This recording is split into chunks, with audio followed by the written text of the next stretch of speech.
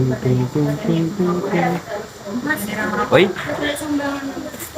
di sini ya, di sini. Assalamualaikum warahmatullahi wabarakatuh. Salam warahmatullahi wabarakatuh. Kami saya Afi Amalina Mayyatillah Wassalamu Alaihi Wasallam. Sudah la ilaha illallah wa sallallahu alaihi wasallam. Pertama-tama marilah kita panjatkan puja dan puji syukur kita kepada Allah Subhanahu wa taala yang telah memberikan kita rahmat, taufik, hidayah serta inayahnya sehingga kita dapat berkumpul di rumah peribadatan dan ruangan kali ini dengan sejahtera walafiat.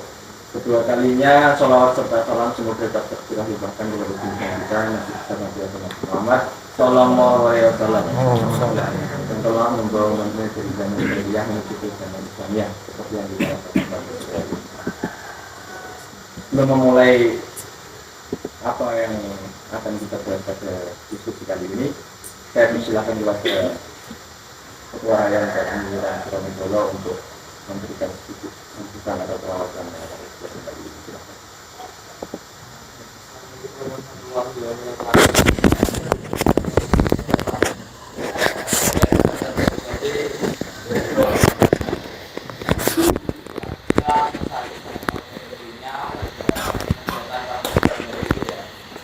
Tentunya sebagai tahu sekarang kita berpikir untuk melakukan suatu kegiatan ataupun perencanaan dalam organisasi. Nah, kali ini kita akan bahas lebih lanjut tentang perencanaan tentang pengelolaan sebuah organisasi yang ideal yang berbasis kebutuhan atau berdasarkan permasalahan yang ada di sebuah organisasi. Nah, kali ini kita akan membahas tentang analisis yang mana hal ini juga sangat penting diambil oleh seorang aktor profesional TNI untuk membuat suatu kegiatan, untuk membuat suatu rumusan atau landasan ketika kita tidak berorganisasi, yaitu kita yang sistematis. Jadi bisa dipahami kalau ada yang masih diberikan silakan ditanyakan, dan ketika masih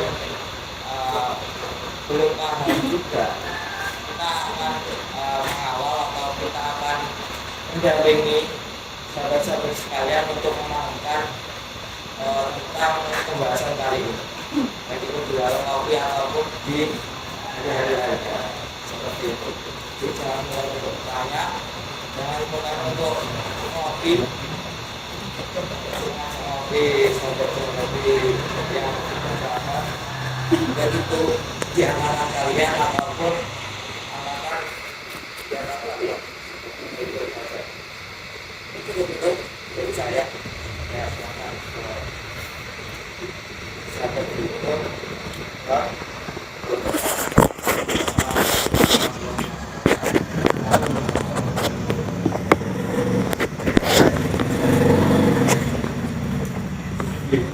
Selanjutnya sebelum memulai diskusi pada kali ini, kita awali diskusi kita dengan memberikan hadiah Fatihah kepada para mahasiswa ini yang telah mendahului kita. Ala dunia wa ala dunia pun surya al-Fatihah.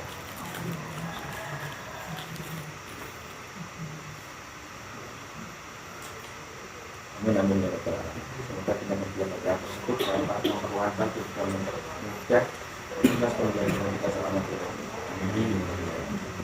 Baik, selanjutnya untuk diskusi kita kali ini yaitu LFA atau Logical Framework Analysis. Ya, jadi untuk diskusi ini nanti kita sifatnya sharing-sharing aja, sharing-sharing.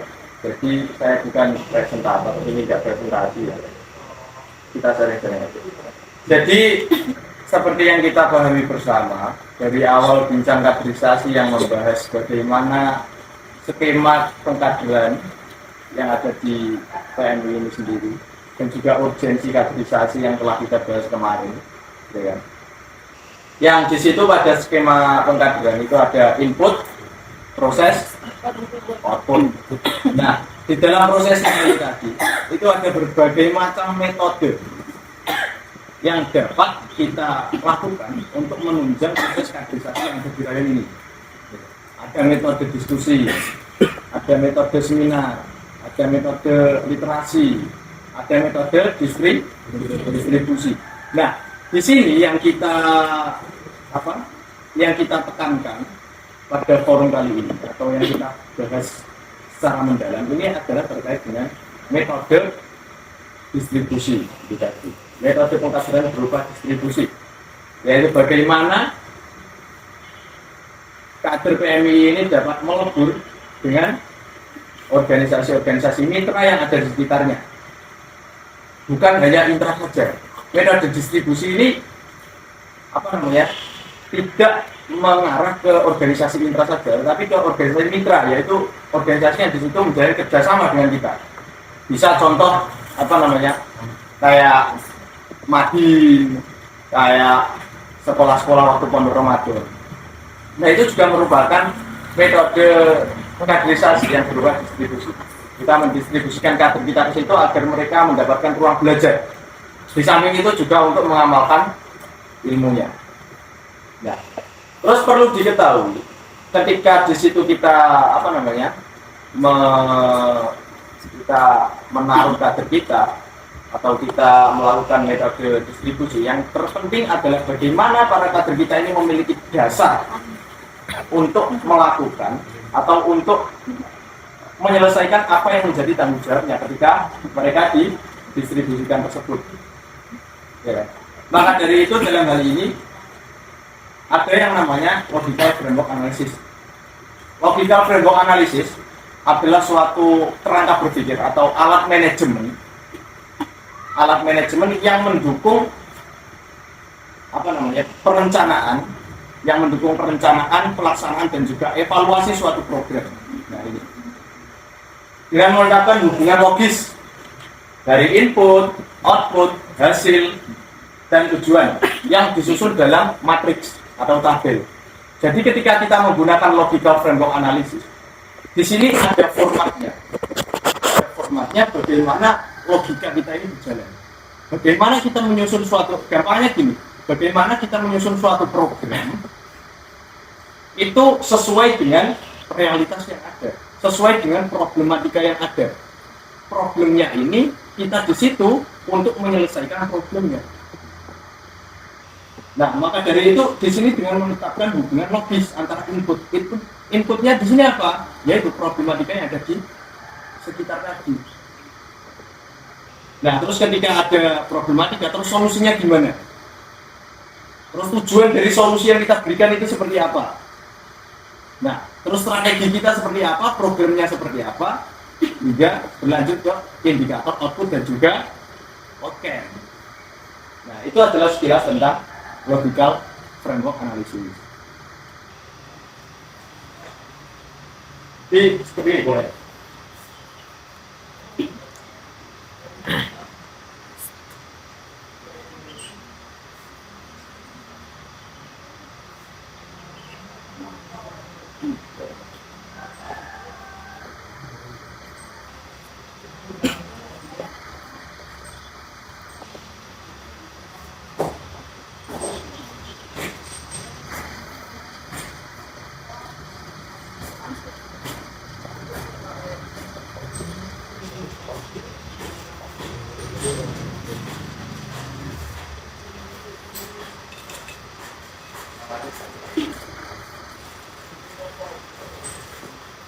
Nah, jadi ketika di sini kader PMI yang kita distribusikan itu tidak memiliki dasar, itu akan menjadi bumerang bagi kita. Ya. Oh yes, saya ambil contoh ketika ada kader PMI yang kita distribusikan di Indra. Kita mendistribusikan kader PMI di Indra itu bukan tanpa alasan. Kita memiliki dasar yang jelas di situ. Sudah dijelaskan pada waktu bincang kaderisasi kemarin pada angkatan 2025. Yang akan 2024 jelas benar. Kita memiliki urgensi kaderisasi. Apa saja kemarin? Urgensi kaderisasi. Saya masih ingat. Urgensi kaderisasi, positioning dan lain-lain. Apa? Ada 5 argumentasi.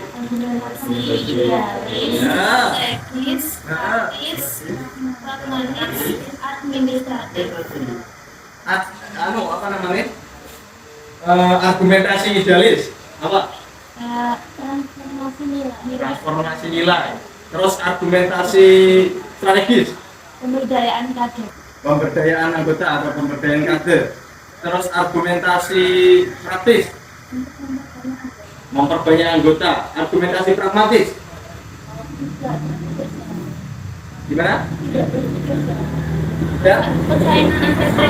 Persaingan antar kelompok. Argumentasi administratif. Ada organisasi. Nah, itu adalah dasar kita ketika kita didistribusikan di wilayah-wilayah strategis untuk mengembangkan pemikiran kita, untuk mengembangkan kompetensi kita. Kita memiliki dasar di situ. Ada urgensi kaderisasi di situ. Ya. Sudah saya katakan kemarin, ya ini adalah suatu problem yang krusial di wilayah kampus, di wilayah kemajuan. Ketika di situ ada kader PMI yang menguasai daerah-daerah intra, itu banyak dijudge bahwa PMI ini adalah organisasi yang sampai PDW, organisasi yang orientasinya hanya cuma berpolitik. Padahal tidak hanya itu, ya kan? Kita ada di intra dengan dasar dari argumentasi tersebut, dan juga kita ada di intra untuk mengembangkan ilmu kita, dan juga untuk memberikan kemaslahatan bagi mahasiswa. Ketika kita di organisasi intra seperti HMJ, DEMA, dan juga SEMA, kita tidak memberikan dampak yang positif bagi mahasiswa, kita boleh dijudge sebagai organisasi yang berjihad. Ya. Tapi ketika di situ kita melaksanakan program-program yang berorientasi pada pengembangan diri mahasiswa, itu siapa yang harus dipertanyakan? Mereka yang tidak sadar atau kita yang memang salah? Kan gitu. Ya. Jadi seperti itu. Nah, maka dari itu, ketika kita akan mendistribusikan kader kita di intra, kita harus memiliki dasar. Kita harus memiliki suatu program-program yang jelas untuk mendukung perkembangan kompetensi mahasiswa. Bukan kader ya, mahasiswa ya. Soalnya kita sudah didistribusikan ke mitra itu tadi. Agar bagaimana kita memanajemen suatu kebutuhan mahasiswa itu dengan baik agar memunculkan suatu program yang efektif dan juga efisien. Di sini kita memiliki yang namanya LFA atau Logical Framework Analysis. Fungsinya untuk apa? Yang pertama untuk perencanaan program. LFA memandu dalam merumuskan tujuan spesifik program menyusun indikator berhasil. Nah, jadi pada tahap perencanaan ini kita harus dapat mengidentifikasi permasalahan yang ada di lingkup mahasiswa. Kita harus memiliki growth mindset, pemikiran yang terbuka. Seperti apa yang dibutuhkan oleh mahasiswa sekarang. Sehingga nantinya kita dapat merumuskan suatu program dan juga menetapkan suatu indikator keberhasilan. Contoh, kita menemukan program A. Nah, program A ini berhasil ketika apa? Ya, ketika di situ kita menetapkan suatu indikator keberhasilan. Ya. Contoh, kalian tahu indikator motor itu kan? Indikator motor speedometer. Nah itu kalian bisa dikatakan numpak motor banter. Itu kan ketika indikatormu mencapai 100, 200, kan gitu. Sama, indikator keberhasilan itu sebenarnya begitu. Itu sangat penting sekali. Nah, terus pada pelaksanaan program, LFA menyediakan kerangka untuk mengukur perkembangan program dan memastikan langkah-langkah menuju pencapaian tujuan dilaksanakan dengan tepat.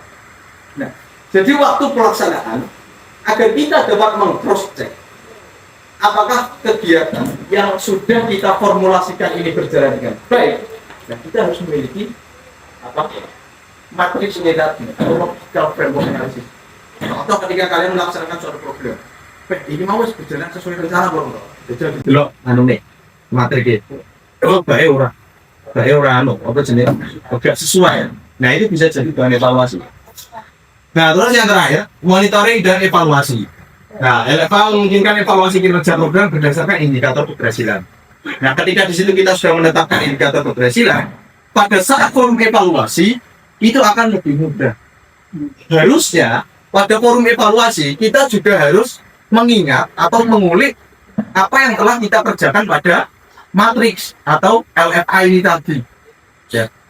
Dari awal kita sudah menentukan apa namanya masalahnya ini, solusinya ini, ya kan? Terus programnya ini, indikatornya A, B, C, D contoh ya. Ketika ada mahasiswa yang kurang berpartisipasi, ya itu kan masalah. Terus kita melakukan kegiatan sosialisasi agar partisipasi itu meningkat. Ya, indikator ketercapaian pada program sosialisasi ini tadi adalah mahasiswa datang di tempat minimal 10. Ya. Itu kita tulis indikator itu 10. Dan ketika pada saat kegiatan mahasiswa yang datang tidak tidak genap 10 orang, nah berarti ini jadi bahan evaluasi. Biar kegiatan kita itu terukur, ya. Biar kegiatan kita itu terukur, kita membuat yang namanya LFA ini tadi. Seperti itu. Lanjut. Nah, ini prinsip LFA. Yang pertama, berbasis tujuan. Setiap tindakan dalam program dirancang untuk mencapai tujuan yang telah ditetapkan. Terus, 2, pendekatan sistematis. LFA mengharuskan analisis mendalam terhadap masalah yang ada, hubungan kausal antar masalah dan solusi, serta penetapan indikator untuk memantau kemajuan. Nah, jadi ketika di sini kita akan memformulasikan suatu program, kita itu harus menjawab permasalahan yang ada pada lingkup mahasiswa. Maka dari itu penelitian ini harus mendalam. Yang dibutuhkan mahasiswa ini apa? Contoh, mahasiswamu ini apa jenisnya? Ini di lingkup tarbiyah ya. Di lingkup tarbiyah. Corak dari tarbiyah ini ya, guru. Terus langkah-langkah seperti apa untuk memudahkan kita itu untuk menjadi guru? Pragmatisnya seperti itu. Nah, langkah-langkahnya kita harus membaca dan sebagainya. Nah, terus masalahnya apa? Mahasiswa nggak mau membaca, ya kan? Mahasiswa nggak mau membaca. Nah, terus kita juga harus mulai terlebih dahulu. Mengapa kok mahasiswa ini nggak mau membaca? Ya, mengapa kok mahasiswa ini nggak mau membaca? Contoh, buku dari larang, neng perpus buku ini lengkap. Terus kalah taruh HP. Nah, kita harus bisa menjawab tantangan-tantangan ini. Kita harus bisa menjawab problematika ini agar nantinya apa yang kita harapkan itu benar-benar benar-benar tercapai. Bagaimana caranya agar mahasiswa ini senang membaca buku? Nah, itu tugas kalian, ya kan? Bagaimana program kalian? Nah, itu kita bahas pada LFA ini. Contoh, bocah orang gelem waca krono gak enek buku. Terus solusinya gimana? Solusi yang tepat tukoknya buku. Nah, itu pragmatisnya yang kita. Itu. Lanjut. Belum. Nah, terus fleksibilitas. LFA dapat disesuaikan berdasarkan perkembangan program atau perubahan di lapangan. Nah, jadi dalam merumuskan suatu matriks, kita itu harus berorientasi pada realitas yang ada di sosial. Nah, realitas yang ada di sosial ini cenderung dinamis, bukan statis, ya. Berubah-ubah. Maka dari itu kita harus dapat menganalisis secara mendalam bagaimana perubahan yang ada di sekitar kita ini. Contoh, ketika di sini ada ada teman-teman HMJ dari angkatan 23 dan juga angkatan 21 contoh. Contoh dari angkatan 21 ada program A. Nah, terus dari angkatan 23 itu sama. Nah, itu harus dipertanyakan. Emang keadaan di sosial juga berubah-ubah. Kok prokernya sama? Kan biasanya gitu tuh. Iya kan? Ini proker bentang kok podo. Nah, itu yang dipertanyakan. Maka dari itu di PMI ini kita diberikan kerangka berpikir, yaitu logika framework analisis. Untuk kemudian kita merancang suatu program yang benar-benar berorientasi pada perubahan sosial yang ada di lingkup kemahasiswaan. Seperti itu. Nah, terus transparansi dan partisipasi. LFA memungkinkan keterlibatan berbagai pemangku kepentingan dalam proses perencanaan hingga evaluasi. Nah, dalam penyusunan logical framework analysis atau LFA ini itu harus transparan dan partisipasi. Bukan hanya 1-2 orang saja. Kalau 1-2 orang saja yang menyusun sama aja. Contoh ya, ketika kalian masuk HMJ Demasema, HMJ Demasema orangnya berapa? Kader yang mau kita distribusikan berapa? Contohnya 10. Ketika dalam penyusunannya hanya 2 saja, nah itu yang lain nggak paham. Yang terjadi apa? Ketimpangan. Sudah saya katakan saat bincang aplikasi kemarin. Kita berangkat dari dari organisasi ini. Kita distribusikan dari organisasi ini untuk memberikan kemaslahatan di wilayah kampus. Maka dari itu kita dimasukkan ke organisasi intra. Dan ketika dalam pembekalannya dirayu, itu hanya 1-2 orang saja yang paham, sedangkan teman-teman yang lain tidak paham dan juga ikut didistribusikan, nah itu akan menimbulkan ketimpangan. Contoh, aku yang ini rayon, melakukan organisasi kode Indra, contohnya 5, gitu. Yang paham aku paham, yang main pembekalan aku orang. Nah, sing yang muni ini, dan aku kok ngomong ini jadi. Karena 2 orang ini tidak paham, padahal sama-sama satu rumah, padahal sama-sama satu ruang untuk belajar. Jadi prinsip dari logical framework analysis adalah transparansi dan partisipasi. Dan pembentukannya juga harus berpartisipasi. Seperti itu. Terus lanjut. Tujuan logical framework analysis. Yang pertama, menciptakan pemahaman bersama, menghasilkan konsensus di antara para pemangku kepentingan. Nah ini tujuannya adalah untuk menciptakan pemahaman bersama seperti yang saya katakan tadi. Ketika di situ yang pahamannya 1-2 orang, ya yang lainnya ini bertanya-tanya. Akibatnya apa?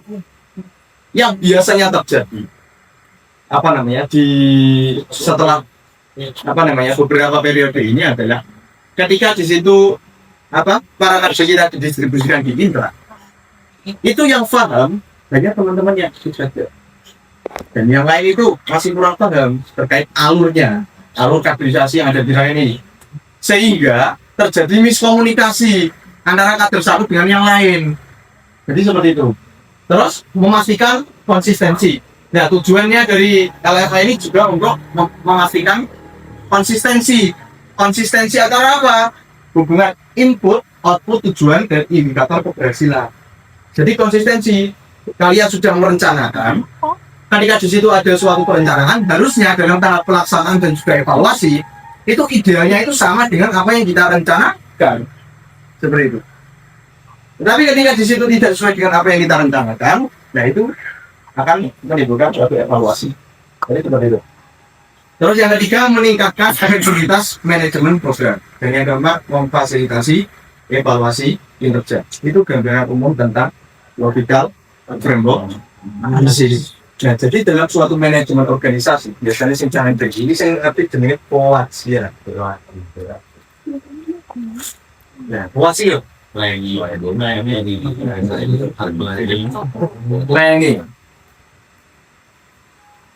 Bro. Organisasi.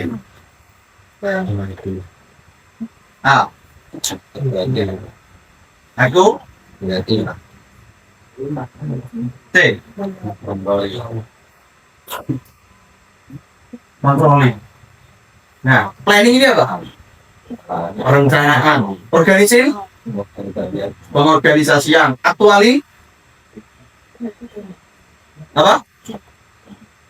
pelaksanaan, kontroli, pengawasan. Nah, LFA ini membantu kita dalam tahap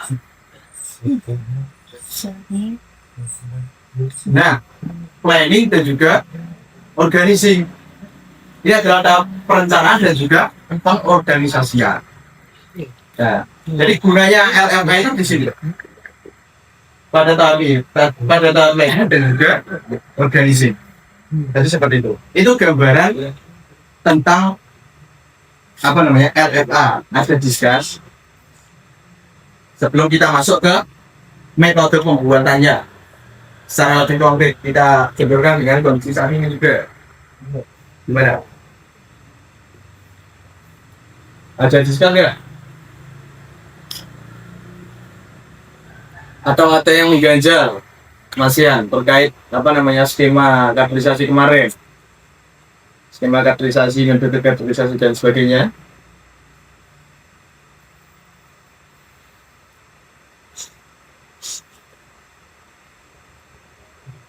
Gimana saudara tadi? Tidak ada. Oke, lanjut dulu. Nah, lanjut. Nah, alur pembuatan LFA. Nah, seperti yang kita ketahui bersama, bahwasanya ketika kita akan merumuskan suatu program dalam satu periode, kita biasanya membuat apa? Grand design. Grand design yang kita pahami biasanya itu hanya berbentuk pohon masalah, renstra, terus jadi. Nah, itu adalah merupakan kesalahan yang terus berulang pada pada tubuh PMI ini sendiri, khususnya pada tubuh PMI Komisariat Impor Robot. Maka dari itu kemarin waktu COT ya, Class of Trainer, itu di situ kita komitmen untuk merumuskan suatu metodologis pembuatan LFA ini agar kemudian di situ disepakati oleh seluruh layong agar selaras pembuatan LFA-nya yang benar seperti apa. Nah, jadi alurnya seperti ini.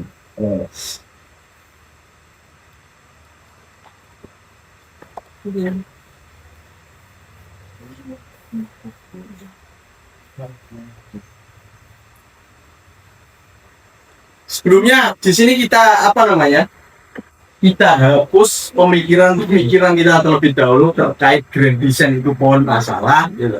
Renstra itu tabel. Nah, itu kita hapus terlebih dahulu.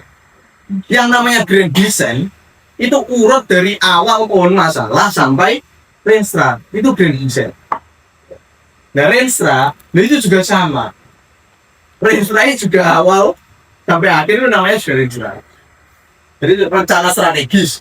Nah, yang namanya rencana itu dari awal tadi, dari awal perencanaan, identifikasi masalah, terus menentukan tujuan, indikator, output, dan juga plans. Nah, jadi teman-teman di sini harus paham terlebih dahulu. Soalnya nanti kita juga harus membuat ini ketika ada metode pengkajian distribusi ke intra ataupun dalam pembuatan grand design payung atau kepengurusan. Ini harus paham. Soalnya ketika di situ kita mempresentasikan ke komisariat, nah, kita ini seluruh rakyat serentak menggunakan metodologi seperti ini. Nah, untuk metodologisnya itu ada di buku pedoman kaderisasi sebetulnya. Tetapi dari itu kan secara metodologis, tapi secara praksisnya itu dari teman-teman itu mengalami kesalahan, dan salahnya terjadi berulang kali sehingga salah kaprah. Jadi apa?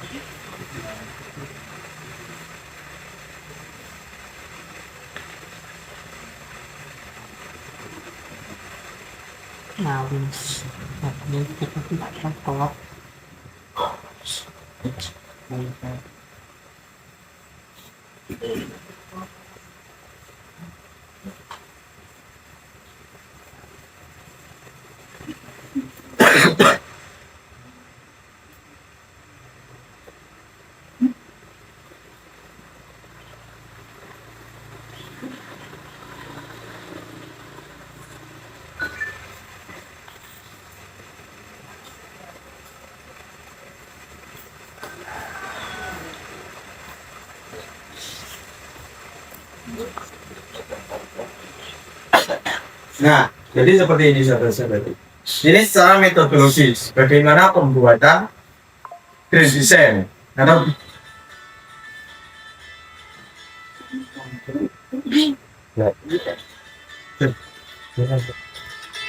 Nah, ini cara pembuatan grand design yang di sini menggunakan alur berpikir logical framework analisis. Nah, seperti itu. Ini metodologi saja, bukan format. Jadi kalau apa sahabat-sahabat mau membuat grand design, formatnya jangan seperti ini. Ini hanya metodologi. Formatnya nanti kita bahas bersama-sama. Nah, yang pertama, ketika di situ kita merumuskan grand design satu periode. Grand design itu adalah apa namanya, rencana yang akan kita bawa selama satu periode. Ya kan? Ketika di situ kita apa namanya, menempati wilayah-wilayah ini. Nah, di situ kita harus menentukan program-program apa yang relevan dengan kondisi mahasiswa. Nah, seperti itu. Jadi gak lopo-lopo, apa kader PMI mengaku jadi ketua dan sebagainya. Jadi ketua ya. Jadi kudu sinau sik. Jadi kalau ngarani PMI sampai naik dulu ya jajal kudu sinau sik kan ngono. Kon gawe desain sik cetok ora, nah itu baru. Nah, yang pertama ada ini metodologi. Jadi di sini ada 3 fase sahabat-sahabat. Pada fase ini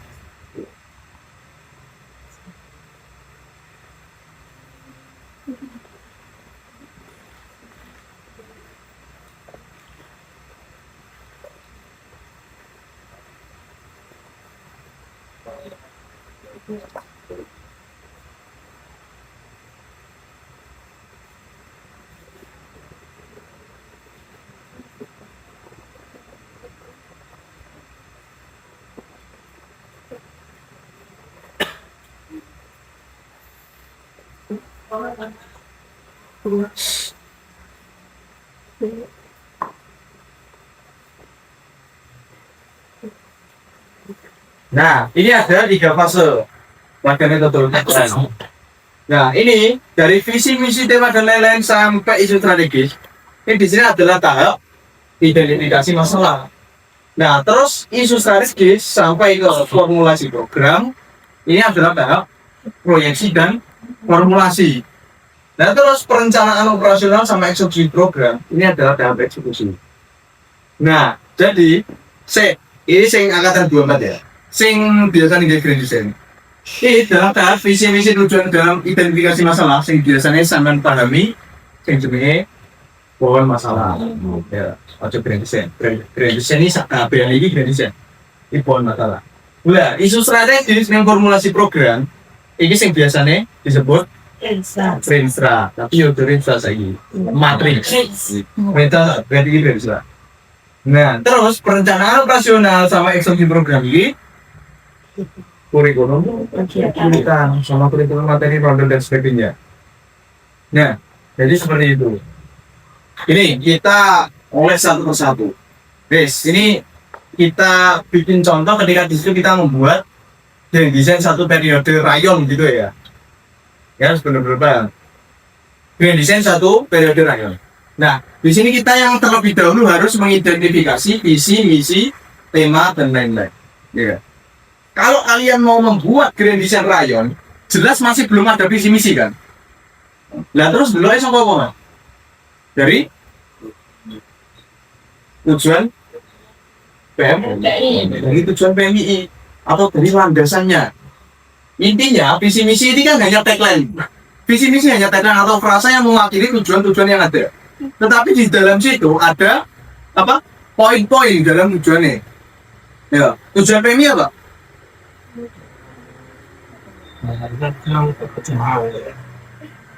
Terbentuknya tadi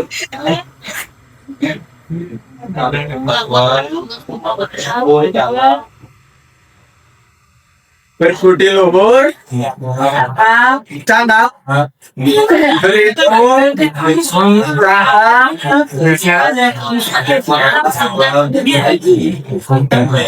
punya, terus senang, mengikuti, tentang, ya Allah, senang, komitmen, memperjuangkan, cita-cita kemerdekaan. Selain PKD gue. Nah, itu hanya tagline ya kan, atau apa namanya kalimat. Nah, di dalam suatu kalimat itu kan ada tujuannya per poin kan. Nah, di dalam tujuan PMI itu ada beberapa poin. Coba nih. Ya. Ini kita fokusnya ke grand design ya. Apa? Rayon dulu. Kita fokusnya ke grand design rayon dulu. Jadi di situ ada beberapa poin di dalamnya. Di dalam tujuan PMII. Yang pertama jelas apa namanya? Itu.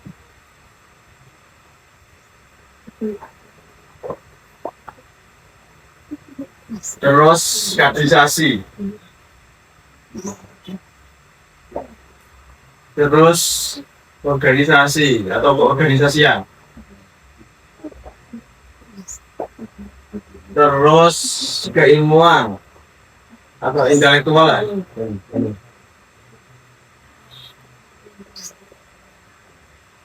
Terbentuknya pribadi Muslim Indonesia yang bertakwa pada Allah, berarti yang keagamaan. Bertanggung jawab dalam mengamalkan ilmunya serta komitmen memperjuangkan cita-cita kemerdekaan, berarti ada poin beragam. Nah, kurang lebih seperti ini. Jadi apa namanya, banyak sekali poin-poin yang kita dapatkan di tujuan PMI tadi. Jadi kawan kita. Nah, setelah kita apa namanya menemukan poin-poin tadi, poin-poin ini yang kita sebut sebagai tujuan umum, ya kan? Sebagai tujuan umum.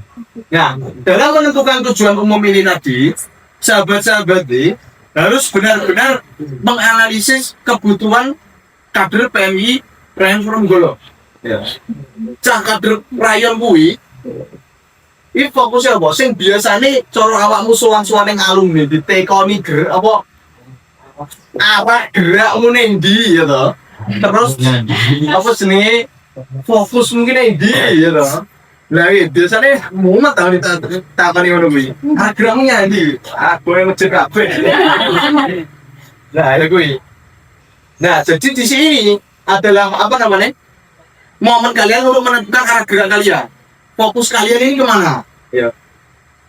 Ke ideologisasinya kah? Ke kaderisasinya kah? Intelektualnya kah? Keagamaannya kah? Seperti itu. Jadi harus benar-benar kalian pilih, gitu. Nah, ketika di situ kalian pilih contoh, wes, yang pertama neng apa jadinya organisasi.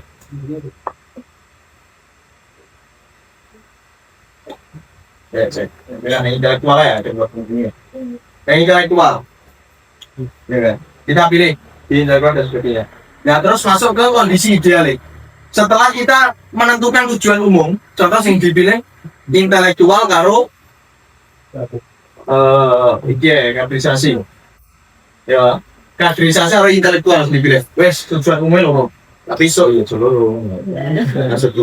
Soalnya semua ini semua ini juga penting, tapi kita harus menentukan fokusnya. Semua ini harus kita analisis, tapi yang kita analisis mendalami yang mana yang kita dahulukan, ya kan? Contoh ketika kita sudah memilih ini kaderisasi sama intelektual. Nah, terus masuk ke kondisi ideal. Ya, masuk ke kondisi ideal.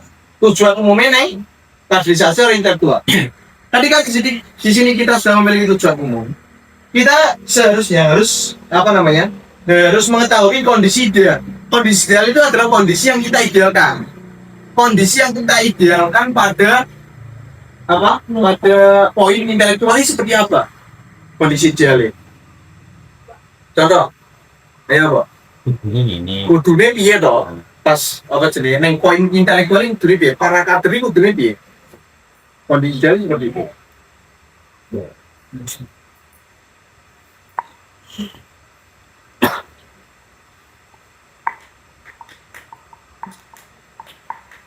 Nah, contoh yang intelektual, kondisi idealnya satu, kader PWI Reng Surenggolo aktif membaca buku.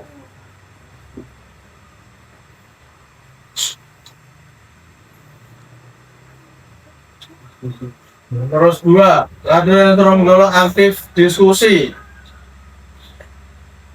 dan sebagainya. Nah terus, kaderisasi. Ayo, kondisi idealnya kaderisasi apa? Pertama. Contoh, contoh.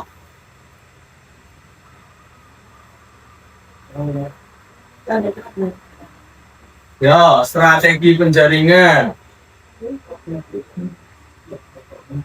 Ini di wilayah input. Jadi pada kaderisasi ini, sahabat-sahabat ini juga harus mengetahui skema kaderisasi.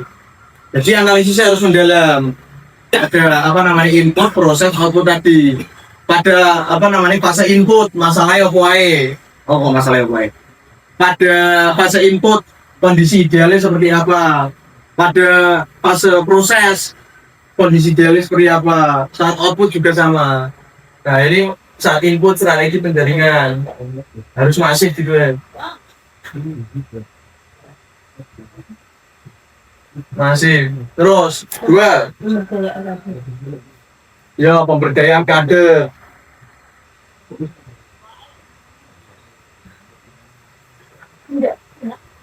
Nah, pemberdayaan kader harus masif. Itu kondisi ideal. Jadi setelah kita menentukan tujuan umum, nah di sini kita menentukan kondisi ideal, kondisi yang kita idealkan. Klik, ada yang kan? Nah, terus yang intranya Mas, gitu. Visi misi rong ene, tema rong ene, tujuannya boleh kondi. Kira-kira kondi. Nah, intra. Pinter. Nama PO. Di PO kan ada loh, tujuan adanya HMJ, tujuan adanya DEMA, tujuan adanya SEMA. Nah, itu kan juga ada. Dan di situ bikin tagline atau kalimat rasa. Nah, kita cari tujuan di situ yang berbentuk poin-poin seperti ini. Nek cara HMJ wis penak omong nih, HMJ genah himpunan. Tujuannya udah apa? Menghimpun. Ya, ini contohnya ini himpunan. Nah, ini cara kondisi idealnya apa? Suatu himpunan ini kondisi idealnya kira-kira.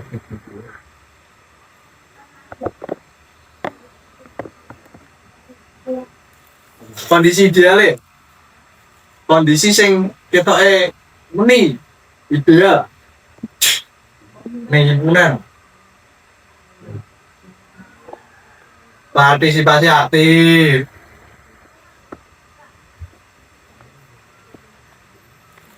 Terus dua, apa nih contohnya? Ya? Komunikasi dan sebagainya. Nah ini hanya satu poin, nanti banyak poin di PO, kan gitu. Nah itu kondisi ideal. Kita klik, apa klik? 25 klik. Insya Allah. Sahur eurong, tahu kedawan ini. Ya, klik dong. Intinya kalau kalian mau membuat suatu program ya, satu periode. Jadi ketika kalian mau menjalankan suatu organisasi, nah kalian itu harus memiliki program ya kan, harus memiliki program apa yang akan kalian jalankan selama satu periode. Nah untuk merumuskannya pakai metodologi seperti ini. Yang pertama kalian harus melihat ini. Nek saka intra berarti delokne NPO. Gitu. Nek saka jenis rayon berarti delokne neng tujuan PMI. Nah, terus diulek-ulek tujuan umumnya. Ya kan? Kan ini saya berupa tagline. Dicari tujuan umumnya apa aja. Gitu. Ketika sudah dapat, masuk ke kondisi ideal. Kondisi ideal per poin tujuan umumnya. Kaderisasi tujuan idealnya apa? Strategi menjaringan masif, pemberdayaan kader lancar. Contoh neng himpunan ini kondisi idealnya apa? Suatu kondisi yang kita idealkan kan? Partisipasi aktif, komunikasi ini masif gitu. Dan sebagainya. Nah selanjutnya masuk ke kondisi saat ini. Kondisi saat ini adalah kondisi yang berkebalikan dengan kondisi ideal. Terus kita kita telusuri terlebih dahulu. Contoh, himpunan partisipasi aktif, ya kan? Ini kondisi ideal. Kondisi saat ini, Tidak. apakah partisipasi mereka itu aktif dokter hari ini? Tidak. Ya. Nah tidak berarti di sini, nah ini muncul kondisi saat ini. Berarti tidak tidak partisipasi aktif gitu. Nah terus ini komunikasi masif. Ketika dilihat di situ komunikasi ini sudah masif, kondisi saat ini komunikasi ini mereka masif, berarti nggak usah ditulis pada kondisi saat ini. Tapi ketika di situ komunikasinya berbalik dengan kondisi ideal, berarti tinggal ditulis tidak, karena nambah tidak ngarepnya semua itu. Gitu. Kurang adanya komunikasi masif. Nah, seperti itu kondisi ideal dan kondisi saat ini. Oke, klik udah. Klik. Nah, terus isu strategis. Isu strategis itu apa? Menggambarkan alasan yang menimbulkan adanya persoalan itu. Apa? Menggambarkan alasan. Nah, isu strategis ini adalah masalah yang urgent, masalah yang harus segera terselesaikan. Itu pengertiannya isu strategis. Nah, isu strategis di sini berarti isinya apa? Isinya masalah. Nah, ini menjawab pertanyaan mengapa. Ya kan? Kan kondisi saat ini kurangnya partisipasi aktif dari mahasiswa. Nah, mengapa kok mahasiswa ini kurang berpartisipasi? Nah, itu sekalian isu strategis. Ya. Jadi ada banyak sekali nanti. Nah, setelah ini nanti per poin memunculkan 2 poin. 2 poin ini juga memunculkan poin-poin lagi. Mengapa? Karena dan sebagainya. Karena dan sebagainya. Seperti itu. Nah, terus di wilayah isu strategis ini kita boleh menggunakan metode-metode identifikasi masalah. Ya. Yang penting acuannya jelas dari kondisi saat ini tadi. Kita di sini boleh menggunakan namanya pohon masalah. Terus apa? SPOK ya apa? SWOT.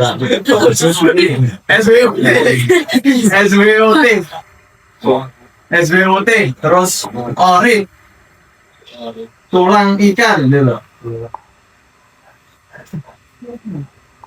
Tulang ikan dan sebagainya.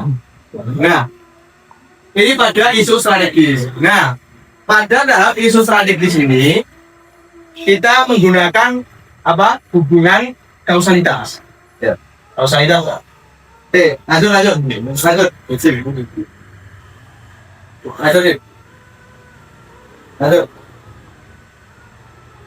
Lanjut.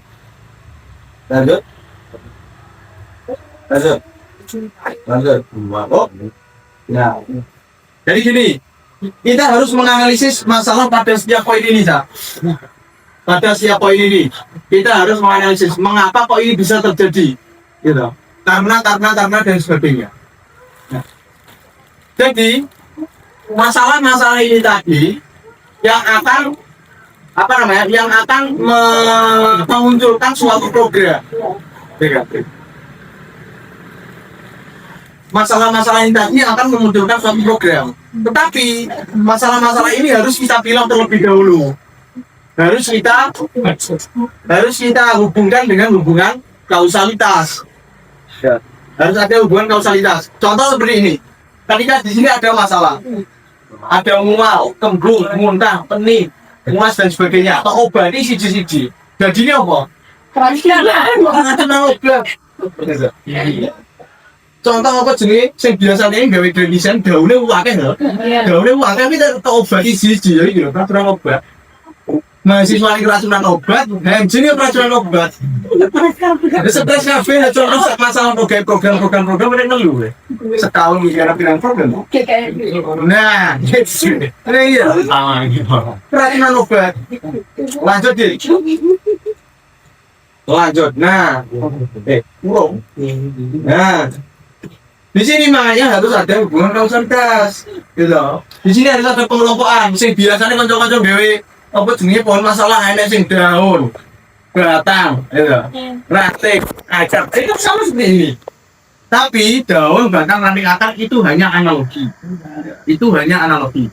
Formatnya itu tidak harus menggunakan daun, batang, ranting, semua enggak usah. Yang penting ada kausalitas. Gak kok ini ada masalah. Ya. Jajal tak kirim gone Jaya Diba. Ini gak apa-apa. Juga belajar. Di daerah nggak IPA. Udah ada. Belum dikirim berapa? Iya, saya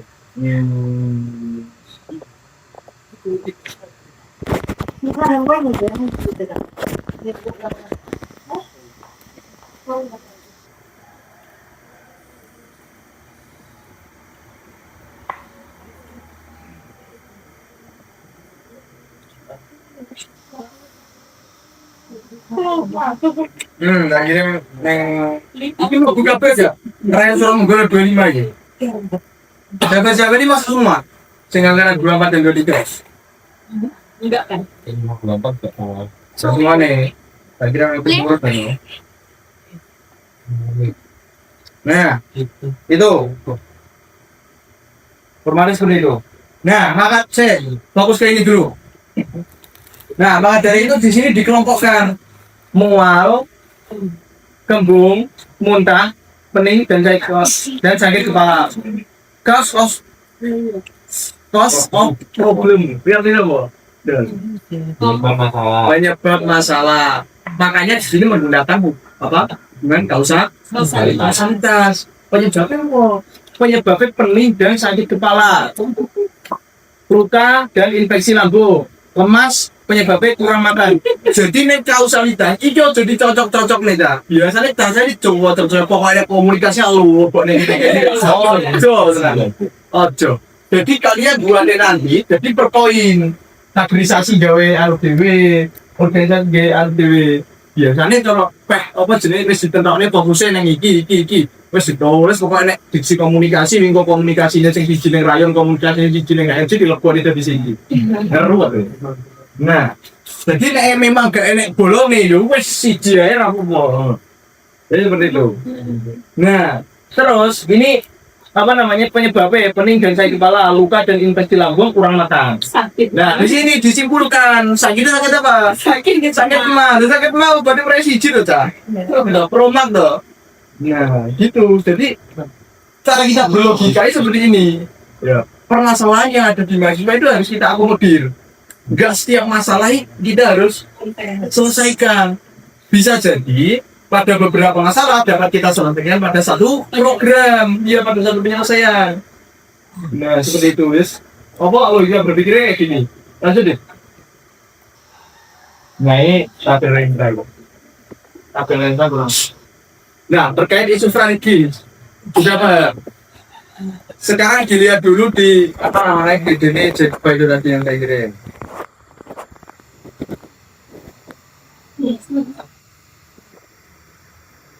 Nah, jadi terkait apa namanya format, terkait format itu bebas.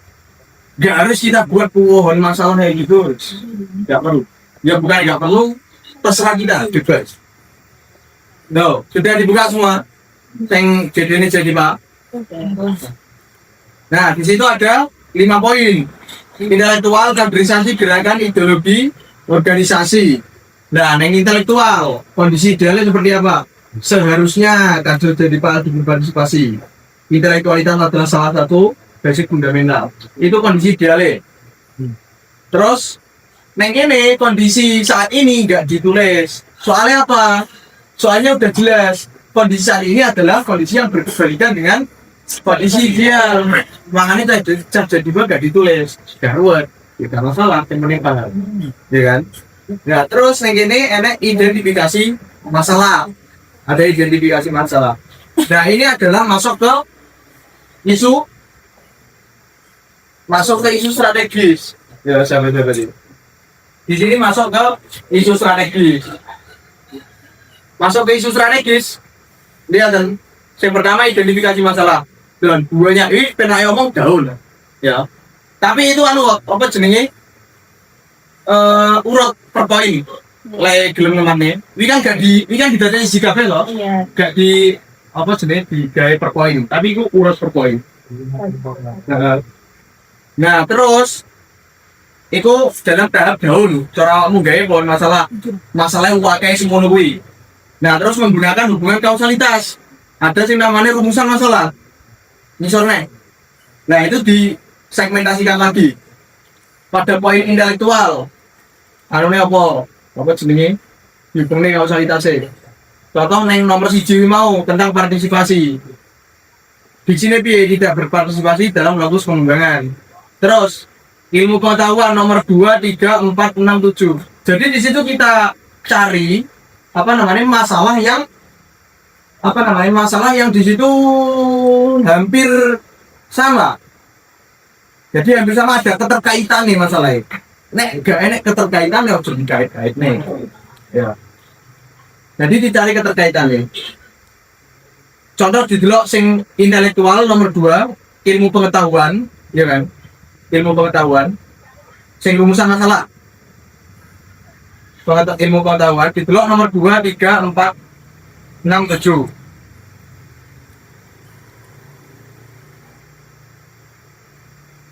Dua, 3, 4, 6, 7. Nomor 2 ini apa? Basic fundamental kader PMI. Nomor 3. Pelayan jadi mampu Merancang strategi yang inovatif dalam bentuk budaya membaca. nomor 6.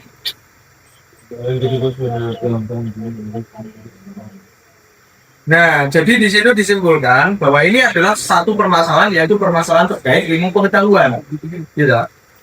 Ilmu pengetahuan. Nah, di sini apa? Keterasingan intelektualitas dan rasionalitas. Jadi gitu, dicari keterkaitan atau hubungan antar masalah itu mau. Ya. Nah, setelah itu enek sing jenenge prima causa intelektualitas. Ya, prima causa ini adalah penyebab utama, ya kan? Ini kan enek per poin loh, Cak. Sing rumusan masalah seperti itu loh. Rumusan masalah, misal. Nah, itu kan pada poin intelektual, di situ ada poin prima causa intelektual itu kan? Ada poin prima causa intelektual. Nah, itu adalah masalah utama. Ya.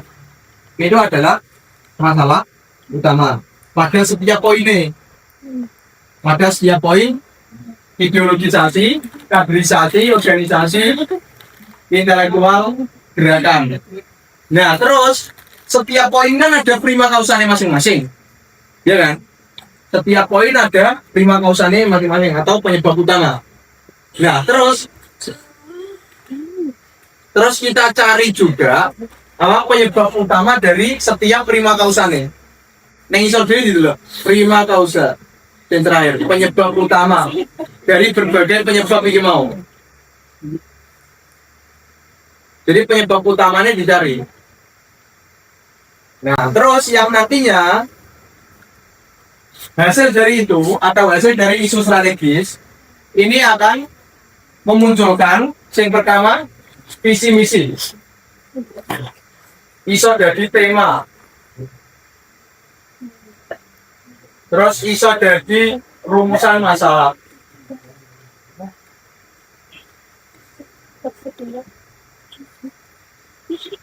Nah, jadi pada apa namanya tahap isu strategis ini nanti akan memunculkan visi misi, tema, rumusan masalah. Jadi ketika kalian membuat visi misi itu tidak lopo-lopo apa pengen kupiye, tetapi sesuai dengan ini tadi isu strategis yang ada. Fokusmu di mana? Visi lo, cita-cita atau harapan. Terus visi. Nah, cara masalah oh malah visi guys ya. Nah, setelah kalian menemukan apa namanya pokok permasalahan atau penyebab utama yang telah kalian susun dalam isu strategis, ini kalian akan membuat visi. Dia kan neng dewe. Prima kausa masalah utamanya apa? Tak kasih gerakan. Nah, di situ apa rumusan masalah yang ada dilihat di prima kausa setiap poinnya. Lemahnya kedewasaan berorganisasi, kecelakaan pola pengalaman dalam proses ideologisasi, tak kasih gerakan dan sebagainya. Dari ke 1, 2, 3, 4, 5. Dari kelima poin tersebut, itu kalian akan mendapatkan pandangan tentang visi kalian, visi yang akan kalian bawa. Ya. Visi yang akan kalian bawa. Enak beberapa masalah ini bahwa kecelakaan pola pemahaman ideologisasi, terus organisasi, terus apatisme kader.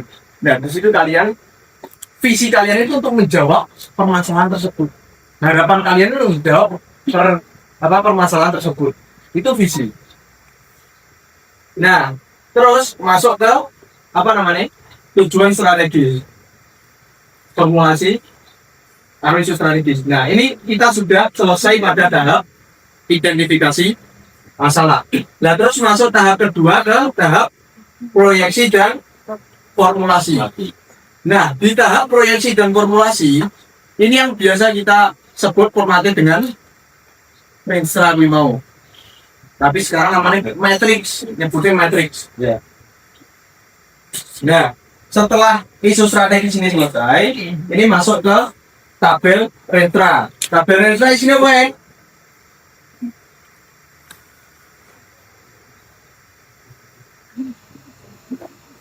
Aku jadi masalah. Di sini apa ya? Tabel rentra atau tabel matrix? Masalah. Solusi. Tujuan, sasaran, strategi, indikator, kegiatan, indikator, Kegiatan terus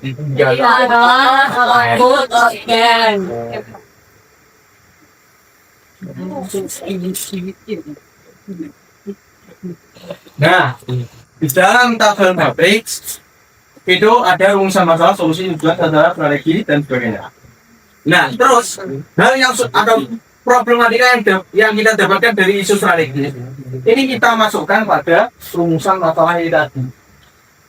Yang kita masukkan rumusan masalah seperti yang ada dalam tabel ini tadi. Rumusan masalah. Nah, di situ kita memilih rumusan masalah mana yang akan kita masukkan di situ. Ya. Contoh pada intelektual. Ini rumusan masalahnya ada jiro lupat menentu. Ada 7 rumusan masalah. Masalahnya apa? Kan sebelum rumusan masalahnya sebenarnya ada masalah. Ya. Ada masalah. Kurang suci tadi. Masalah. Masalah yang ada pada ini. Apa namanya? Prima causane per poin tadi. Terus rumusan masalah yang enak sing ning jero nih. Nah, dilihat di sini. Rumusan masalah prima causa intelektual atau apa namanya penyebab utama. Ya, penyebab utamanya apa? Keterasingan intelektualitas, ketimpangan budaya literasi, budaya euforia. Nah, ini mlebu ning tabel masalah. Mau boleh ngambil masalah. Nah terus rumusan masalahnya boy. Di rumput mau nempuh. Atau kalau enggak, kalian pilih yang apa namanya? Yang urgent atau yang membutuhkan perhatian lebih. Yang harus segera terselesaikan ini yang mana? Ada yang pilih. Contohnya rumusan masalah 3. Berarti tujuannya 3. Mau yang gawe makalah bocah. Nah ini ada tema besar. Contoh kamu kan gawe makalah tentang ABCD. Nah ini kan rumusan masalah ya. Rumusan masalah yang 3 berarti tujuannya 3. Sama. Solusinya juga harus 3. Solusinya juga harus 3. Nah, terus terkait sasaran dan sebagainya wis apa orang dipikirin yang penting kamu apa sudah berfokus pada sebelum-sebelumnya. Ini harus saling terkait, harus sistematis. Nah, sasarannya siapa? Ya. Contoh, kayak apa ya? Ya. Nah, minimnya budaya literasi.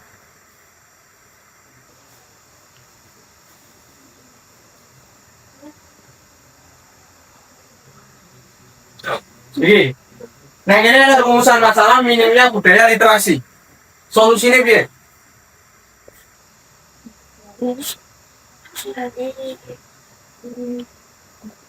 ketika ada masalah minimnya budaya literasi, solusinya gimana?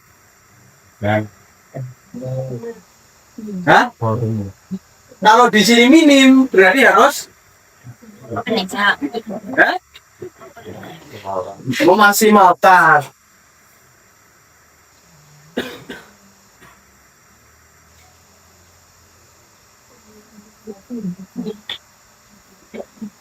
Budaya apa? Contoh membaca atau diskusi dibaca. Solusinya ini tujuannya kenapa? Masalahnya minimnya budaya literasi. Solusinya memaksimalkan budaya membaca. Tujuannya biar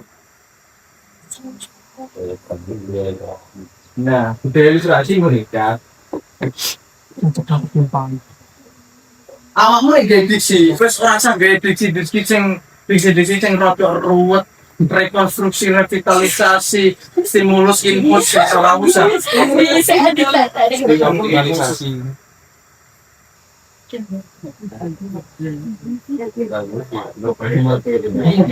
Nah, tujuannya biar apa? Tujuannya biar budaya literasi meningkat. Ya, untuk meningkatkan budaya literasi. Benar ngono. Ya, tujuan kan biasanya tujuannya dia apa? Untuk, lah kan benar ngono dijane ngono loh. Untuk meningkatkan budaya literasi atau budaya literasi meningkat. Nah, sasarannya siapa? Mahasiswa. Mahasiswa atau bukan dosen ini terserah kamu. Mahasiswa contoh mahasiswa PAI, apa MPI ya, dan sebagainya. Mahasiswa OB apa sama sing apa aja program edukasi contoh. Ya, itu sasaranmu. Nah, terus strategi sih kira-kira.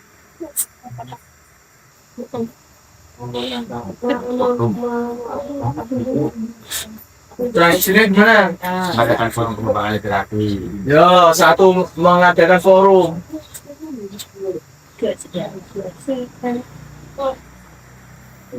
Mengadakan forum terus.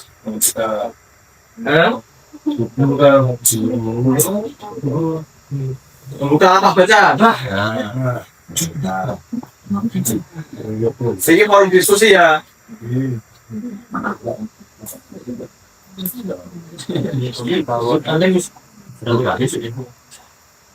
Nah, kira-kira bunyi itu apa nenek? Bentuk apa namanya lagi? Ya, harus ada sosialisasi.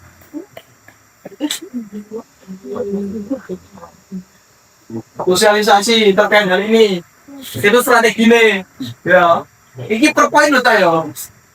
Per poin ini satu poin. Nanti biasanya berapa poin gitu. Kan tergantung rumusan masalahnya ada berapa gitu. Nah, itu contoh strategi ini enak dulu. Nah, terus kegiatanmu apa jenenge itu? Branding apa? Belum ada. Bolo moco, weh. Bolo moco, mana? Tidak tahu apa gue masalah. Jadi apa namanya setiap permasalahan atau setiap poin ini tidak harus berupa tidak harus berupa program kerja, bisa berupa habit atau kebiasaan. Contoh apa kegiatan ini? Scrolling ono iso terus budaya membaca setiap rapat satu buku, nah ono kan ya iso. Nah ini hanya branding, jadi enggak semuanya berbentuk program. Berbentuk kebiasaan pun juga bisa. Nah, contoh ini mau kegiatannya bolong moco, ya kan? Terus indikator ketercapaian atau kegiatan bolong moco ini dianggap apa namanya? Dianggap tercapai tujuannya ketika ketika bocah gelem maca ketika apa piye lho.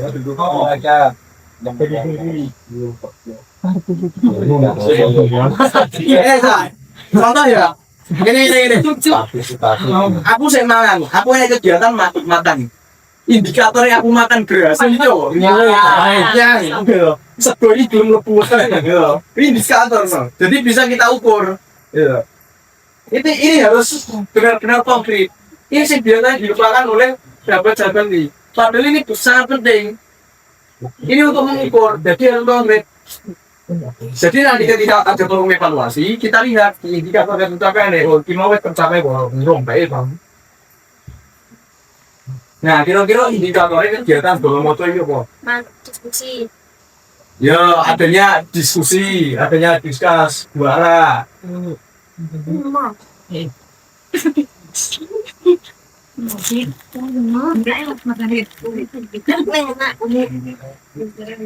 Artinya diskusi juara.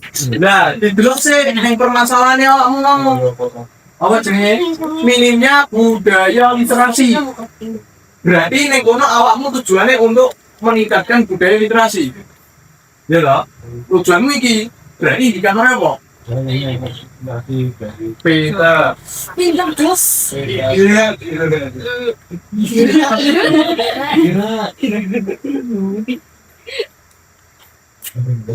Nah, contoh lain indikatornya dua ini. Ya adanya diskusi juara. Terus banyaknya partisipasi. Outputnya apa? Output itu apa yang kalian dapatkan dari kegiatan bolong moco ini dalam jangka pendek. Apa kira-kira? Banyak relasi soalnya tujuannya budaya. Relasi satu, terus dua habit positif itu ya jangka pendek. Anjang. Ini apa jenis output? Apa yang kalian dapatkan ketika mengikuti diskusi? Wawasan. Ini gue tak tulis poin gitu tak? Ya kok ini tulis diksi nih. Contoh relasi. Apa jenis mahasiswa mendapatkan relasi gitu. Wawasan ya. Apa jenis mahasiswa mendapatkan wawasan. Terus outcome jangka panjang. Apa yang mereka dapatkan dalam forum bolong moco ini? Jangka panjangnya juga apa? Kebiasaan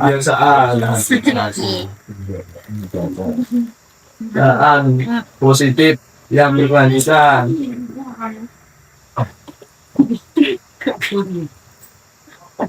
dan sebagainya. Nah, balik nenek gini. Tadi kan masih sampai isu strategis loh. Masuk isu strategis. Nah, jadi pada tahap ini sampai sini kalian langsung buat aja matriks. Nah, tujuan strategis ini ada pada tabel ini. Ini tujuan strategis namanya. Ya, ini namanya tujuan strategis. Nah, terus formulasi program ini goalsnya di sini. Program apa yang akan kalian bawa?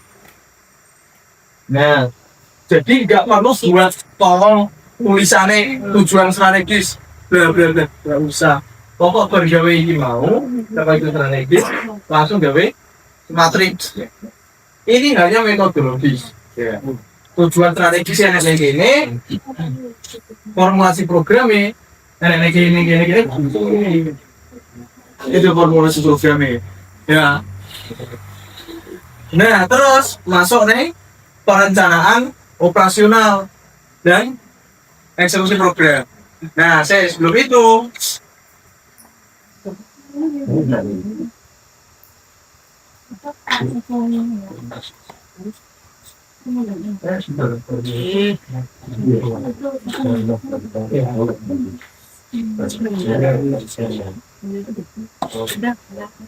nah,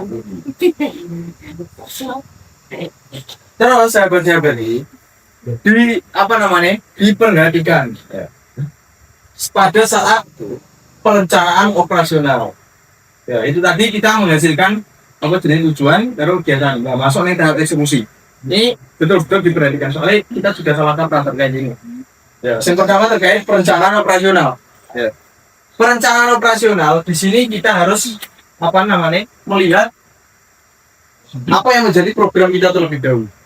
Ya. Apa yang menjadi program kita terlebih dahulu. Motor dan sebagainya. Nah, di sini pada perencanaan operasional, di sini kita akan menghasilkan yang namanya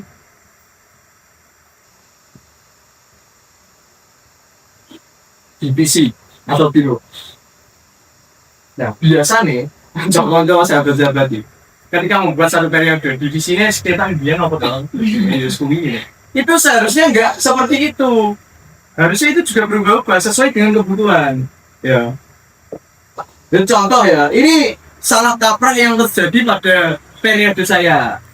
Contoh, di dalam biyen adanya LSOR Lontera Alam. Karena bocah-bocah seneng muncak ya. Seneng muncak itu. Seneng kegiatan-kegiatan yang alam. Bosan poin ya. Tidak. Nah, kenapa Pak ada? Nah, itu salah kami dulu seperti itu. Soalnya dari alami. Ada tapi minim. Nah itu. Dalam prinsip demokrasi kita kan mendahulukan mayoritas daripada minoritas, makanya ada yang namanya pemilu, siapa yang akeh yang menang. Nah ini demokrasi kan itu. Nah di sini kita harus melihat terlebih dahulu deloken programmu apa kamu lihat dulu program kamu apa saja. Ketika sudah tahu divisi apa yang dapat membantu terjalannya program-program ini, gitu. Contoh, orang ini program bola moco, apa yang mungkin divisi intelektual, kan orang mungkin, ini untuk contoh kayak ini kegiatan sholawatan, ramuncol yang rentrani, jadi apa kau yang keagamaan, tahu seperti itu, makanya harus diperhatikan dulu, yang kegiatanmu apa nah untuk mengakomodir banyaknya kegiatan tersebut, kalian butuh divisi apa aja? Divisi yang sesuai dengan program-programnya tersebut, ya kan? Nah, jadi seperti itu munculnya divisi atau biro. Nah, terus ini yang biasanya salah kaprah sisa. Biasanya setiap biro itu membuat grand design lagi, ya enggak? Ya udah, gaya grand design gua restorannya, lalu apa? Kan sudah ada ini kegiatan yang jelas. Contoh kegiatannya sholawatan, PKB, diskusi, berarti yang butuh divisi telu, gitu. Butuh divisi telu sholawatan berarti aku butuh divisi PKB aku butuh divisi administrasi, diskusi ada butuh intelektual. Leo wes tiga programnya serang dengan divisi masing-masing. Jadi setiap divisi itu enggak perlu membuat dan bisa lagi untuk memunculkan program seperti itu. Jadi gedung mesti enak, media mesti enak, gitu. Media mesti enak, nggak bakal apa sama.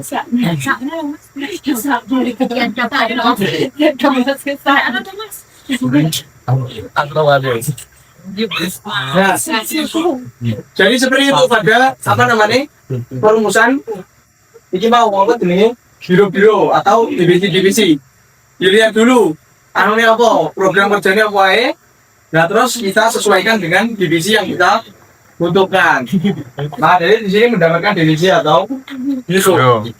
Nah, Terus makanya gini, apa namanya?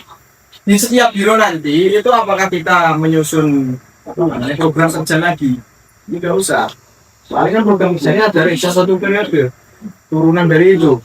Nah, terus ketika kita apa namanya membuat suatu kegiatan, kegiatan ini kan kadang dari terang itu. Tapi yang dia pun dulu. Ini seneng menggiri terang. Matrix. Patut-patut. Dia patut-patut. Matrix. Dia patut-patut. Jadi gua seneng menggiri. Ngaji.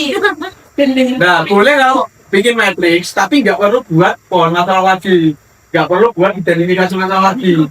Tinggal lihat apa namanya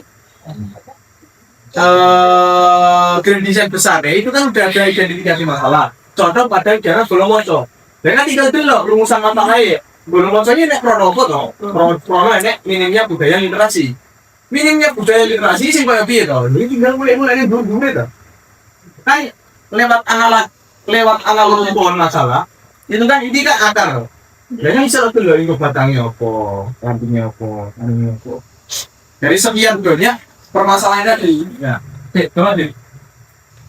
Nah, dari sekian banyak ini, nah, kita kan golek. Selesai, nggak perlu buat apa namanya pohon masalah lagi.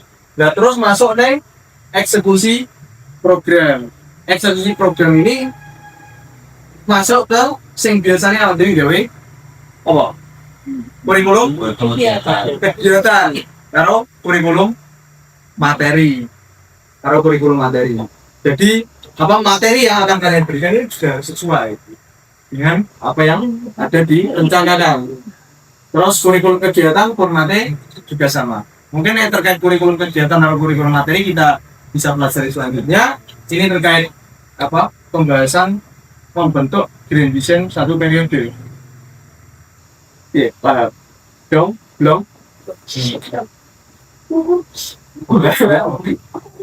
Coba itu lima dong, belum? Terus saya kalau nanti apa namanya dari pembuatannya juga ada pentingnya. Jadi kan ini dah, mau grand design satu periode. Mau kok diarani mau PMI mlebu mitra sampai naik dhewe lho, jadi ngerti tau. Ya. Emang mereka berani buat kayak gini, bisa buat kayak gini, latar masuk. Gitu. Ya lopo-lopo bisa masuk, kita udah dasar soalnya. Lepas entertainment muni itu. Nah, seperti itu. Ada diskus, silakan jika ada yang ditanyakan.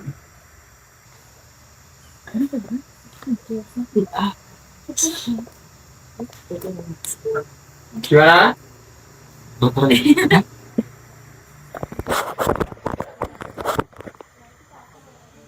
Jadi yang akan foto, foto. Gak apa? Foto kan? Gimana sih? Nah, foto nih kok ya.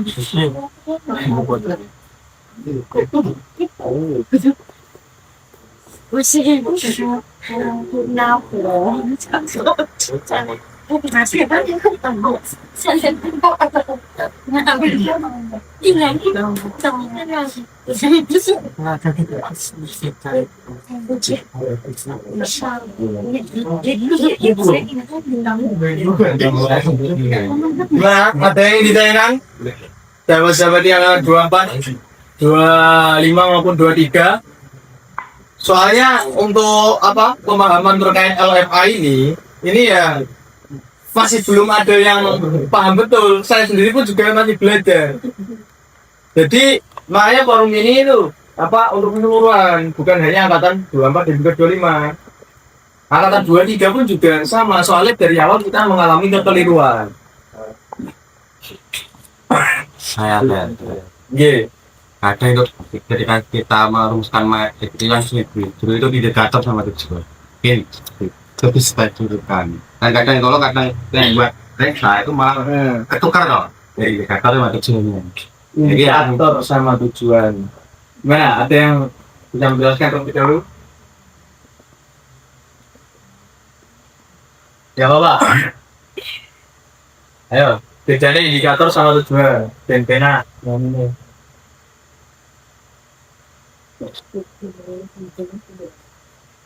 Gimana? Pengen nama Amin nih, episode gue apa? Iya. Iya. Ayo sih. Yes. Saya ngomong itu. Kerjanya itu ada sana. Langsung. Gimana?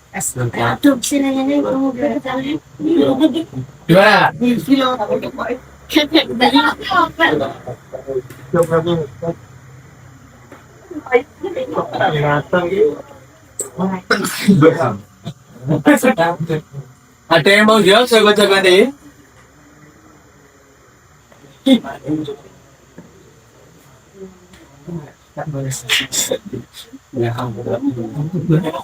Sahabat ini sedikit, sahabat sedikit nih. Mana? Mas tuh.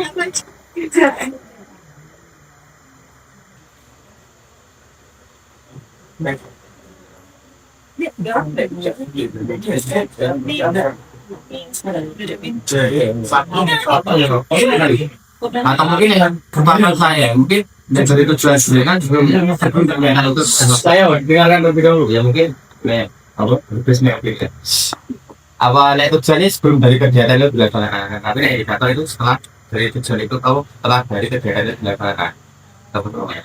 Benar yang mau ini ya? Indikator itu alat ukur deh. Nah, betul. Nah, kalau tujuan itu apa sih catatannya? Maksudnya kita loh. Nah, Tapi ketika sudah sampai, ya didelok api orangnya sangka indikator mengukur ya. kayak apa ya? Itu ya. Nih, tujuan ini kan dari solusi tadi. Solusi apa? Memaksimalkan apa? Ya. Budaya literasi ini untuk apa? Untuk meningkatkan literasi budaya bahasa Indonesia ini ngomong. Ya, ini tujuan ini meningkatkan budaya literasi. Jadi kan ya, tujuanmu meningkatkan budaya literasi. Nah, terus mau aku sampai kegiatan Solo Moco.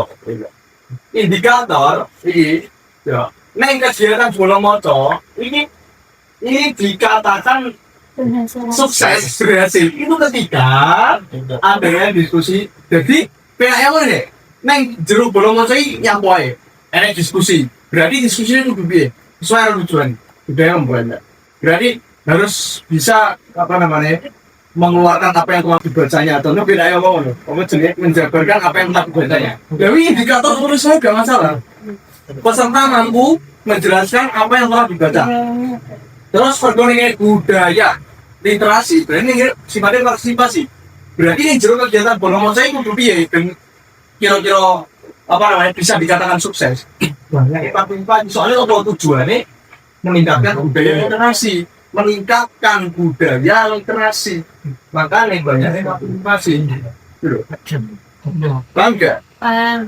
Kira-kira ini indikator ini kira ini yes taruh dia cara awalnya adus ya adus indikator tercapai gue adus sih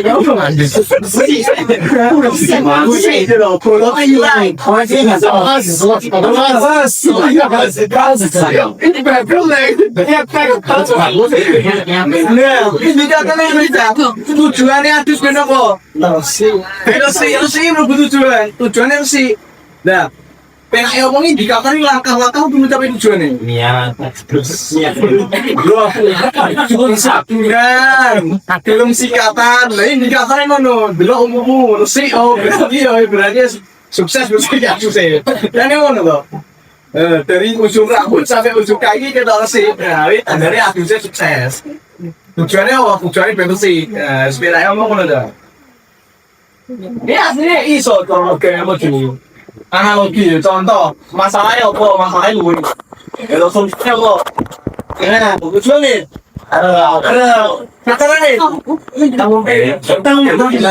strategi nih toko mana iso toko yang asal iso kegiatan nih mana padahal nih kalau indikator nih indikator segera perbuatan kalau sebelum perbuatan terus lawan perbuatan nih loh outputnya warna oke nih ya mau apa jenis secara analogi seperti itu dalam perbuatan Gimana? Ada yang ditanya lagi?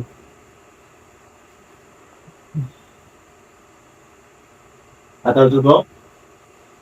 Atau ada pembahasan yang lain terkait skema kaderisasi ataupun urgensi kaderisasi yang kita bahas kemarin? Kalau memang belum klik, nggak masalah. Segera dia. Sarungnya apa jenisnya belajarnya ini kita taruh di koparannya nyandi. Gitu. Nah, gini.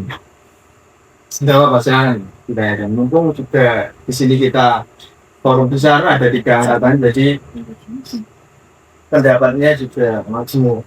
Kemarin paling cuma pendapat toh, pendapatnya Mas Isan deh ya. Mungkin dari sahabat-sahabat di Surabaya kan juga banyak. Ada yang juga.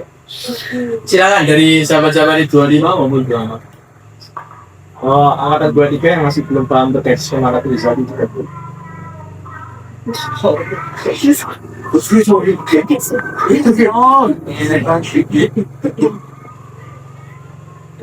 Kamu masalah tuh dapat Benar. ambil impor tuh. Ngopo?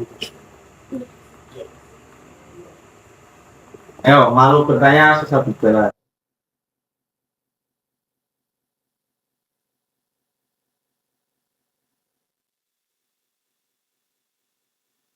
Kira-kira Makin mengalah. paham, kurang, nggak paham. Oke. Satu suara. Pilihannya paham, kurang paham, sama sekali.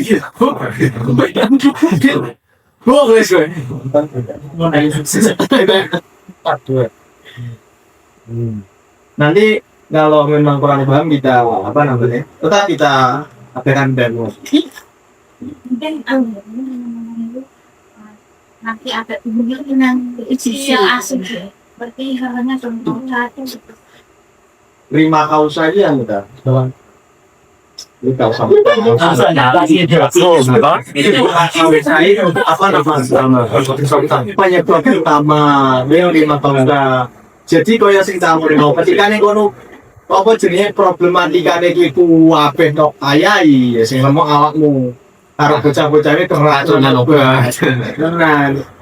The proper contoh semua ke enek 30 problematika. Kok dadane 30 proper mabuk ini mahasiswa. Proper semua kayak ya toh. Makanya di situ kita apa namanya? Melakukan yang namanya hubungan kausalitas agar menemukan prima kausalnya atau penyebab utamanya. Nah, gitu. Penyebab utamanya. Iya. Kan di situ dijelaskan tuh Mas, misal terhadap ini mengadakan forum diskusi, terus membuka lapak baca, terus baru dari kegiatan belum moto. Apa itu gak podo aja? Kan podo-podo moto. Tidak beda nih gue. Maksudnya? Nah, kan itu mengadakan forum diskusi. Terus bawa nih forum diskusi ini beruang moto. Gila. Terus tidak dari kegiatan belum moto. Oh, itu strategi nih. Iya kan, berarti nek kayak mapa bang lo kan, dan buka lapak baca nih, bisa daftar. Sekarang ujian bedo. Mbak, aku ingat iya sama saya ada siapa yang nama aku SPU gitu loh. Jadi kan kita kita apa melo, sama tiba-tiba kebesangan Ya kan gini, strategi itu kan aku beri tujuan tadi. Tujuannya budaya literasi meningkat. Gitu. Nah, strategimu biar budaya literasi ini meningkat ini seperti apa? Kamu adakan apa? Forum diskusi. Kamu adakan lapak baca. Kamu adakan sosialisasi. Itu strategi nih. Nah, terus strategi tersebut itu badannya suatu kegiatan. Gitu. Badannya kegiatan yang memiliki langsung kegiatan itu ya.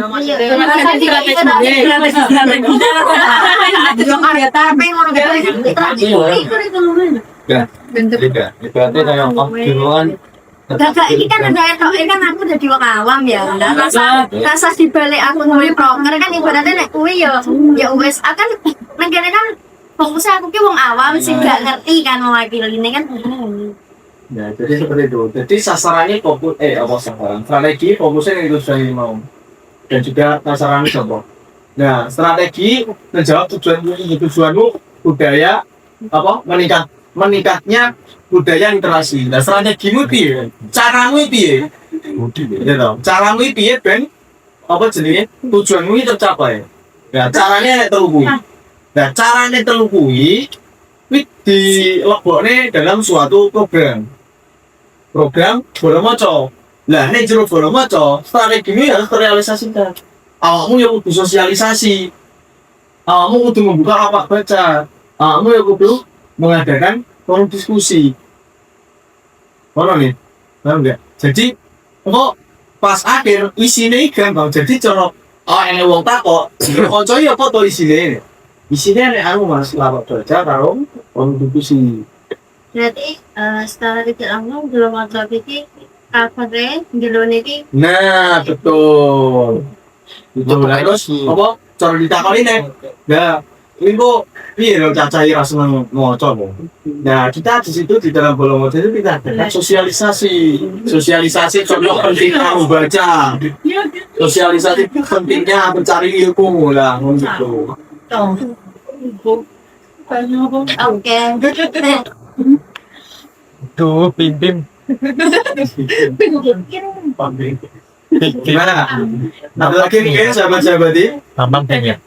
Itu dia. Pimpin. Lagi tuh, Pak. Pakan. Sumbangan.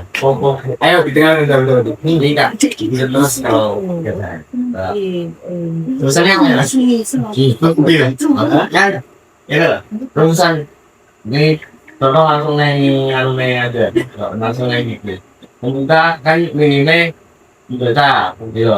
Salahin. Terus kita buat kayak solusinya terus kita dalam kota gitu ya. Terus tujuannya untuk agar anak-anak kayak bilang itu apa namanya generasi kita. Terus jadi katanya itu ketika adanya kursi juara banyak berpartisipasi terus adanya kayak lihat terus orang-orang ikut berpartisipasi dalam itu. Terus ketika adanya kursi juara terus itu tidak terjadi. Ya, itu bukan kan terus kembali lagi ke masalah lagi. Tidak ada distribusi, terus orang-orang tidak ada yang mengikuti kegiatan itu gitu. Kan bukan apa baca toh. Terus anak-anak nggak baca kalau mau baca. Ya, gagal. Itu bukan kan masuk ke masalah lagi. Terus sebenarnya gimana? Terusnya sampai ke Iya, Mas. Ketika itu tidak tercapai, tidak masalah. Gini, ini kan apa namanya contoh loh, ya. Ini kan contoh. Jadi kalau dirasa apa Bolomoco ini dengan strategi seperti yang sudah kita amati, ya harusnya dari awal strategimu gak kayak gitu. Ini tuh rencana sebelum kegiatan kan kita menilainya dari identifikasi dia tadi dan juga saat ini lah. Nek kondisinya saat ini memang apa baca gak ideal, gak sesuai ya berarti kita ganti strategi. Nah, strategimu, Jadi terus kalau wes dua lagi kartu sini orang kalau indikator gue malah udah bisa ngomong gitu terus ganti situ lagi ya gitu Kan saat durunge kowe gawe iki kowe kudune wis rugi sik no. Kondisi saat ini piye lo ben gak sadar nanti. jadi fokusnya itu mana masalahnya tak apa dulu dong kemudian yang paling penting itu strateginya bagaimana itu yang paling terangkat jadi misal loh bagaimana ini strategi pun cuma stagnan cuma beberapa itu saja ya otomatis kamu kan mau pertanyaan sama baik gini kita rendah ini penake nek masalah minimnya budaya literasi ini kan mesti enak gitu. Iya kan? Mesti kan loh minimnya budaya literasi. Nah, dalam ini kan kita tadi membuat secara pragmatis, kita membuat secara pragmatis, secara simpel. Soalnya dicontoh Pak. Nah, dalam apa LFA. Nah ini sing paling aneh apa? Sing paling aneh mikir gak? Berinovasi, susah aneh. Nah, itu mau. Piye caranya kamu menyelesaikan permasalahan ini? Dari mikir sih nek iki mau kan ada buat secara pragmatis. Maksudnya apa? Biar teman-teman ini paham. Nah, tapi ya memang dirasa ini gak efektif kan ya berarti inovasi ini seperti apa? Ya ini memudahkan kalian untuk apa? Berinovasi ya lewat apa tabel ini tadi. pertama itu sini dari ini dulu identifikasi saat ini kan nek masuk ke intra ya dari setiap jurusan kan punya masalahnya berbeda-beda jelasnya karena kan ranahnya berbeda-beda jadi kita sama IPS kok ada memunculkan masalah yang sama tapi nek di kawasan mungkin kan bisa jadi masalah yang sama tapi nek di ranah jurusan yang masing-masing kan ada beberapa masalah yang ukurannya berfokus di matematika ada yang untuk IPS nah penyelesaiannya pun berbeda. Berarti ini strategi. Bener-bener saya kaku. Jadi akhirnya kan apa tuh sistematis dari awal pembuatan dari berapa gini udah umumkan kita yang membutuhkan program tapi agar bagaimana apa program yang kita buat ini efektif itu kan tergantung bagaimana inovasi kita dalam merencanakan suatu program. Jadi yang sulit itu tentang berinovasi itu kan. Berarti secara nggak langsung indikator sukses oga ini tergantung strategi sing ditampilkan loh. Secara nggak langsung. Soalnya misal masalahnya bocah saiki gak seneng ngoco, fakta, kondisi saat ini. Lah, itu kan nek mau solusi tapi gak enak strategi ini kan ya bodohin. Berarti itu strategi inovasi gue biasanya iso efektif ketika kira-kira mas ya intinya ben efektif oleh kondi mas inovasi ini ben tepak Kamu mencari inovasi dari mana? nah sing tepak efektif kamu kondisi saat ini ya wis lah sing iki tetep kondisi saat ini no. Misalnya kalau Pak baca mengenai Mas Ima kan alah moco ngono guys rasa kan kodenya mergo awal judulnya kan ini yang literasi. Dengan mencari inovasi kan dari berbagai hal. Awalmu iso ndelok jurnal, awalmu iso maca buku, bagaimana hubungan apa cara awalnya ndelok skripsi iso bagaimana hubungan antara A dengan apa namanya motivasi belajar. Nah, ngomongin masalah ini loh, dari literasi. Nah, kan bisa kalian jadikan strategi. Iso kamu sharing-sharing dengan apa organisasi yang lain. Bukan mungkin kira-kira ngono. Cacat di motor mungkin. Oh iya di motor tuh. Makanya ini. Nah itu inovasi kan dapetnya dari yang ada di sini. Nek awal apa boleh inovasi bermikir toh tanpa ada bantuan dari alat media maupun apa organisasi di sekitar kalian dia juga bilang dia. Karena gue ombeng. Karena gue ombeng. Kan kalau ada boleh inovasi ya, contoh biasanya orang dalam keadaan sekitar ini observasi, betul. Oh, mana guys? Kuncinya strategi observasi. Iya, observasi dulu. Dan munculkan inovasi kita dulu. Gimana ada lagi?